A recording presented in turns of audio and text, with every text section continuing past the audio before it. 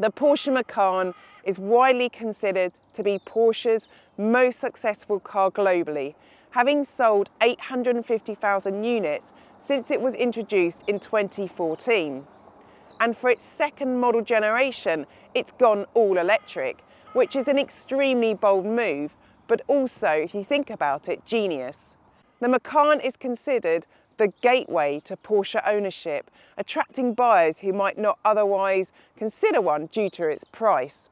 It's a key model for bringing new buyers into the Stuttgart fold, and with consumers more open to new brands when considering EVs, it's the perfect car for Porsche to electrify. We have the entry-level version, starting from £68,500, which feels like a bit of a bargain for a Porsche. Although that soon creeps up once you start to tick those options. An extra £13,000 of kit has been added to this car, for example. That said, it is fairly well spec'd as standard.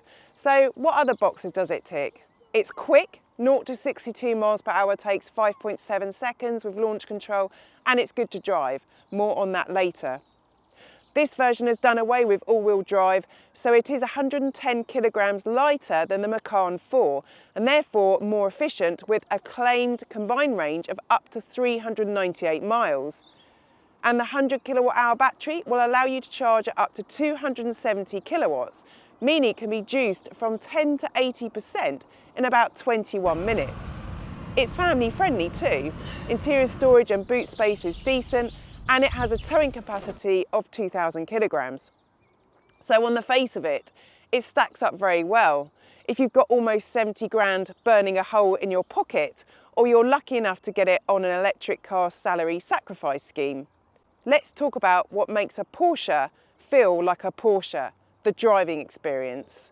And given the Porsche Taycan is one of my favourite EVs, I've got high hopes. You sit quite low in the Macan, which is great for the twisty roads, but you might want to notch up your seat a bit for driving around town. The view out of that rear window is pretty bad, but you do get front and rear parking sensors and a reversing camera as standard to make things a bit easier. A 360-degree parking camera and a rear windscreen wiper are optional extras, of course. So this car comes with steel springs and passive dampers rather than air suspension and adaptive dampers. But it is equipped with Porsche's active suspension management, which basically allows you to change the vehicle's height and damper settings to fit different driving styles. Because the front wheels aren't driven, it will understeer less than the 4S, and as it's lighter, the suspension is wrestling with less weight. The steering feels sharp and consistent, and it's definitely the most precise in its class. Despite tipping the scales at 2.2 tonnes, it hides its weight extremely well.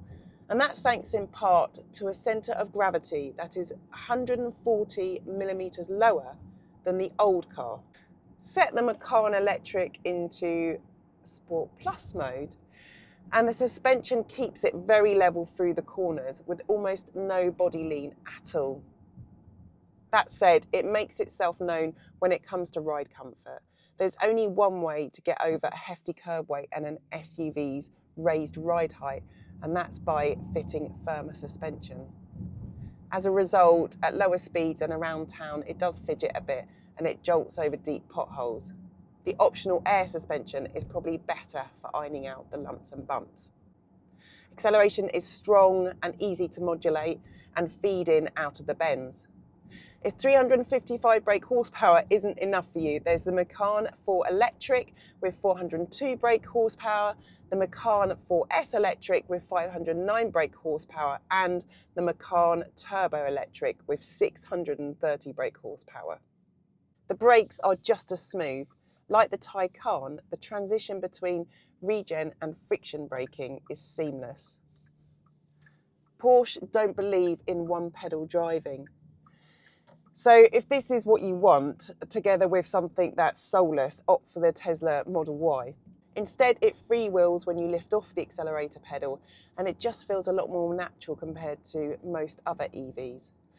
There is a high regen mode, access for a touchscreen menu rather than paddles or a dedicated button, and it's still very mild. Porsche wants you to use the actual brake pedal, and I'm not going to argue with them. On the motorway, it's very comfortable. The Macan Electric gets regular cruise control, but you do pay extra to get adaptive cruise. There is standard lane keeping and lane changing steering though, as well as driver awareness detection. The Macan Electric feels very different to the Audi Q6 e-tron, which is based on the same 800 volt PPE architecture. That's partly thanks to a bespoke steering rack, own Pirelli tyres, and 2 valve dampers that was first introduced on the Porsche Cayenne.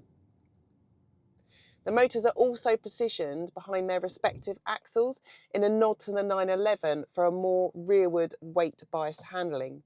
Even the entry-level car feels pretty special. And as one petrol car evangelist and well-known motoring hack said to me, as much as I hate to say it, it still drives and handles like a Porsche. There's no mistaking it's a Porsche with its low-angled, short bonnet and prominent front wings. Then there's the famous Porsche Flyline, frameless doors and taillight strip. It's apparently one of the most streamlined SUVs on the market, thanks to fully variable cooling air flaps and an adaptive rear spoiler, as well as a fully enclosed underbody. While some platform sharing car makers make no effort in making the interiors of their cars feel and look different, I'm thinking VW Group MEB models and the various Stellantis cars. This is something Porsche and Audi have managed to avoid. Yes, the Macan and Q6 share column stalks and pedals and their placement and sporting and multi-adjustable driving positions, but that's about it. Oh yes, the Macan's infotainment system is another thing shared with its Audi sibling running on Android Automotive, but you'd never know by looking at it. The interface on the 10.9-inch curved display looks and functions just like the Porsche exclusive system in the Taycan. It's quick to respond and there's a permanent shortcut bar, and Apple CarPlay and Android Auto are perfectly integrated into the native system. The Google-based navigation is clear, up to date with traffic and lets you customise your route. There are plenty of physical controls for frequently used functions too. The new 12.6 instrument cluster is one of the best around, with clear graphics and a good amount of configuration. There's an optional 10.9-inch passenger display and augmented reality head-up display, although I wouldn't bother with either of them. It's modern, high-tech and well-built, if a bit monotone. Porsche love a bit of that. Quality on the whole, though, is what you'd expect at this price tag, and you feel suitably cocooned. Compared to the ICE version, an extra 96mm wheelbase gives rear occupants more legroom too, although the optional panoramic glass roof reduces headroom a little. Just like the petrol-powered Macan, the electric one has managed to successfully blend the brand's typical driving dynamics, performance, high-quality interior and reasonably accessible price point, for a Porsche that is. It's also carried over all the lessons from the Taycan, but packaged up in a more fashionable car. The entry-level version is more than enough for most. It's a tad more expensive than the Audi Q6 e-tron, BMW iX3, Genesis electrified GV70 and Polestar 4, but it does undercut the Lotus Electra and Mercedes EQE SUV. Is the new Macan a game changer like the Taycan was for Porsche? Not quite, but in terms of an update and seeing it through to the late 2020s, it should be a complete success.